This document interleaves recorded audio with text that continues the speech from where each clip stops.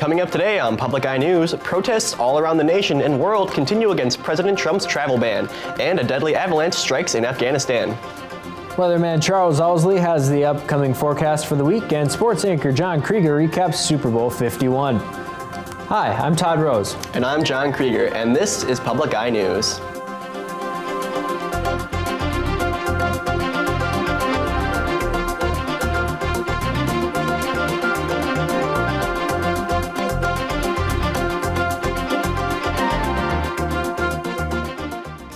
Michigan Tech University is kicking off their annual Winter Carnival celebration this weekend. Every year since 1922, the city of Houghton creates a celebration for students and the public to get outside and shake out those winter blues. Students have various events throughout the weekend, such as broomball, curling, beard competitions, and ice sculpture competitions. The event kicks off this Wednesday at 4 p.m. and closing ceremonies will be on Saturday night at 9 p.m. And Marquette City firefighters extinguished a structure fire at a residence in Marquette late last Saturday night. Light smoke could be seen coming from the second floor and attic of 250 West Ridge Street. A fire on the interior wall was found and extinguished. The second floor of the residence received smoke damage and minor heat damage. All of the occupants had evacuated the building and no major injuries were reported. The cause of the fire remains under investigation. Police are in search for a vehicle that was involved in a two-vehicle accident Saturday afternoon in Marquette Township. The accident occurred just after 2 o'clock when a vehicle pulled onto US 41 from Northwoods Road, causing the driver of a 1997 Subaru to move into the center lane in an effort to avoid the vehicle. Once in the center lane, the Subaru lost control, sliding into a 2013 Dodge pickup truck. The drivers of both the Dodge and Subaru were uninjured, while a passenger in the Subaru sought their own medical treatment for a minor injury. Police need assistance in identifying an older Ford F-150, blue in color with silver accents on the back. The truck has cardboard blocking off the front grille area. And the Beacon House turned one of the biggest days of the year, Super Bowl Sunday, into one of their biggest fundraisers of the year. The Beacon House held the event at the Landmark Inn, where 200 people bought $100 tickets for the event. These tickets were entered into a raffle, a reverse draw raffle, where tickets were taken out one by one, with the final one ticket winning the owner $5,000. Along with the raffle, there was also dinner and drinks, in addition to a silent auction. Organizers say the event was successful and hope to do it again in the future. For more information about Beacon House, you can visit their website, www.upbeaconhouse.com.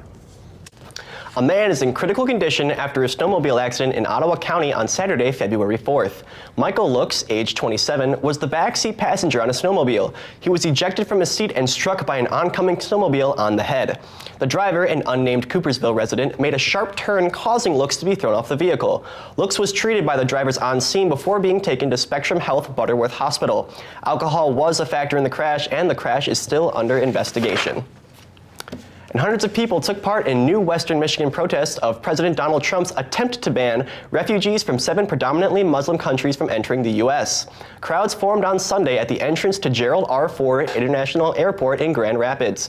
Protesters lined the streets outside the Grand Rapids Airport, holding signs and chanting with slogans such as, quote, "No walls, try love," end quote. As well as many Trump supporters also attended the airport protests to support their president, holding signs that said, quote, "Clueless demonstrators on parade," end quote. And stay tuned, because after the break, we'll be right back with your national and international news. When Spy in the Wild continues, we delve into the world of animal intelligence. A new cast of spy creatures has been deployed to reveal how these clever animals use tools, solve problems, and pass on knowledge to the next generation, all from a whole new perspective. Wednesday at 8 after PBS NewsHour on Public TV 13. And welcome back. Commuters in Philadelphia who frequently use the city's major subway will be facing delays and, in some cases, may be forced to ride buses. Cracks discovered in 2 subway cars have pushed the Southeastern Pennsylvania Transportation Authority to inspect other cars. Overall, the inspections will temporarily leave the line 30 to 40 cars short of the 144 it needs to run normally. Subway riders reported that there were no major issues today, but that it was more crowded than usual. Supplemental buses have been dispatched just in case of major backups.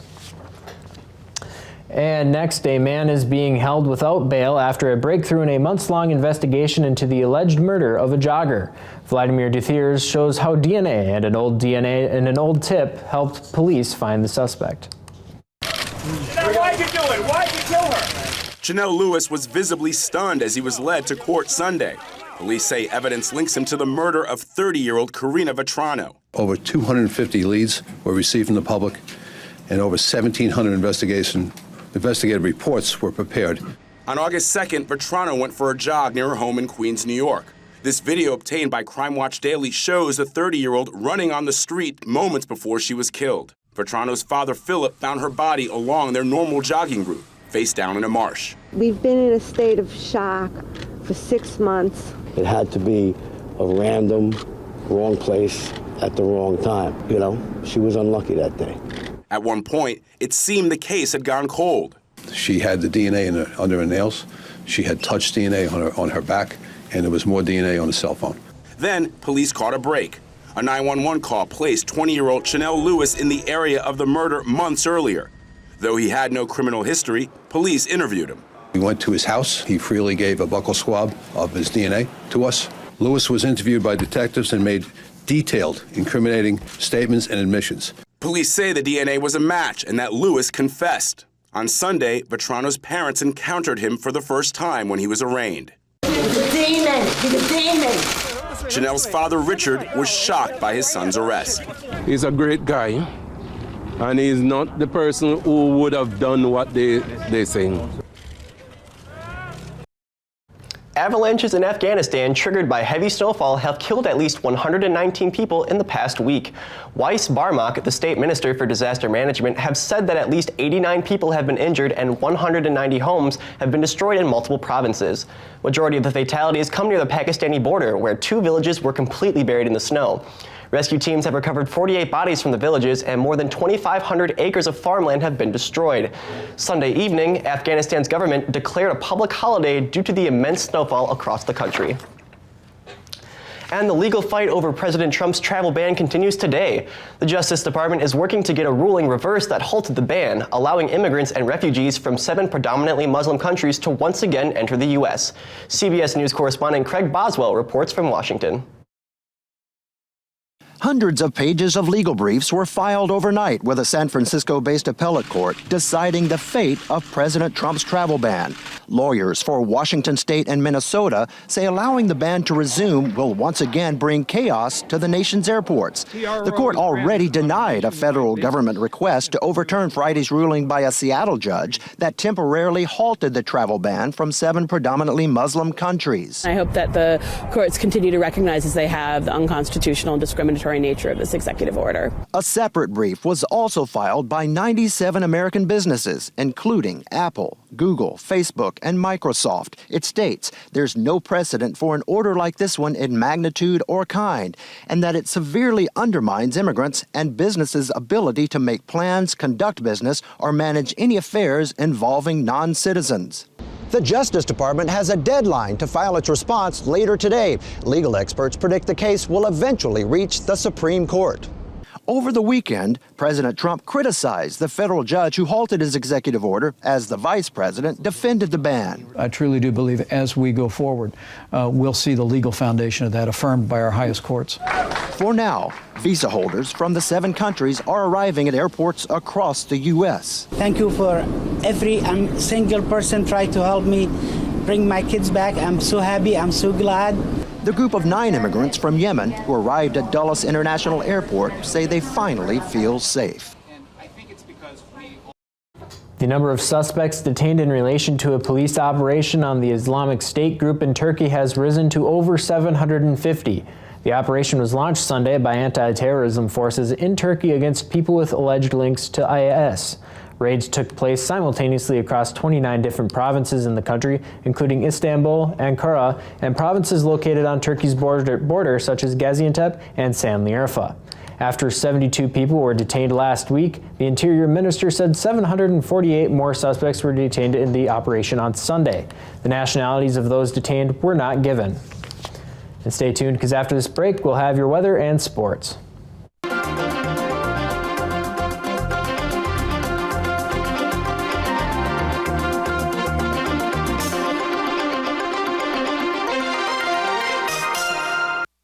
on American Experience. About a third of the building has been blown away. The bombing in Oklahoma City was an attack on defenseless citizens. Immediately it hit me. This is about Waco. These events were all connected. It was essentially domestic terrorism. If you continue it like Ruby Ray Waco, this is what's going to happen. Oklahoma City on American Experience. Tuesday at 9 after Finding Your Roots on Public TV 13. Hi and welcome back. Looking across campus, that sunny weather we were having yesterday seems to have disappeared, and unfortunately it doesn't look like we'll have anytime soon. Taking a look at the current conditions right now in Marquette, it's cloudy, temperatures 24 degrees Fahrenheit, winds coming out of the east-northeast at 3 miles an hour. Barometric pressure is 29.96 inches and falling. Looking into tonight, it will be mostly clear with a low of 20 and winds coming out of the east at 12 miles per hour. Looking into tomorrow, we'll have some snowy weather with a high of 27 degrees and winds coming out of the northeast at 13 miles an hour. Let's take a look across the UP. Snowy and cloudy across the board. Over in Sault Ste. Marie, 22 degrees and snowy. Over in Manistee, 24 degrees. In Escanaba, 26. And down in Menominee, 26 as well. Moving over to the other half, over in Iron Mountain, 25 degrees. Over in Ironwood, 24. Up in Houghton, 20 degrees. And back here in Marquette, 24. Let's take a look at the rest of the week. On Wednesday, we will have a high of 14 degrees with a low of 3 and cloudy weather. On Thursday, we will have a high of 13 with a low of 3 and cloudy weather in the morning, but sunshine by the afternoon. And on Friday, we will have a high of 29 with a low of 21 and snowy weather. John, I heard we have some good news in the hockey world. We bowled over Bowling Green. Yes, sir. I call it a strike in one of the best games of the year. The Northern Michigan hockey team swept Bowling Green over the weekend with 2 shutout victories. On Friday, the Wildcats beat Bowling Green 3-0. Shane Suth, Zach Diamantoni, and Robbie Payne all scored for Northern. Ate Tolvanen had 35 saves in his second straight shutout victory. And on Saturday, the Wildcats had another shutout victory with a 2-0 win. Brock Maschmeyer scored both goals for Northern, and Tolvanen continued his shutout streak by saving 40 shots. The Wildcats are 9-17-4 this season and have won 4 straight games. They are back at home this weekend to face Alaska Fairbanks. And on Saturday, the Detroit Red Wings beat the Nashville Predators 1-0. Peter Mrazek was huge for Detroit, making 42 saves. Mike Green had the only goal of the game, scoring in the first period with Henrik Zetterberg and Anthony Mantha getting the assists. The Red Wings have won 2 straight games to improve their record to 22-21-9 this season. Detroit looks to keep their win streak alive when they play the Columbus Blue Jackets tomorrow. And Super Bowl 51 last night was one of the craziest games ever between the New England Patriots and the Atlanta Falcons. The first half was all Atlanta as Devonta Freeman had a 5-yard touchdown run and Austin Hooper had a 19-yard touchdown to give Matt Ryan and Atlanta a 14-0 lead. Robert Alford then intercepted a Tom Brady pass and took it 82 yards for a pick 6 to give Atlanta a 21-0 lead.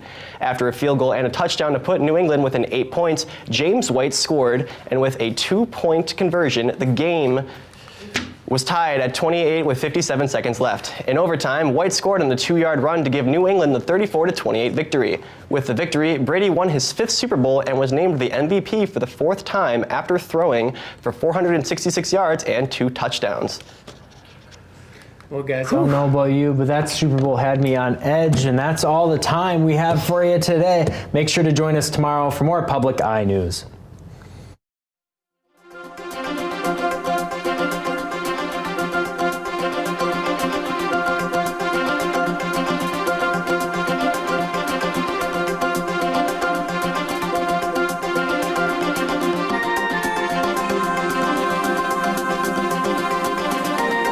The preceding program was produced in studios located in the Edgar L. Hardin Learning Resources Center by WNMU-TV, Northern Michigan University Public Television.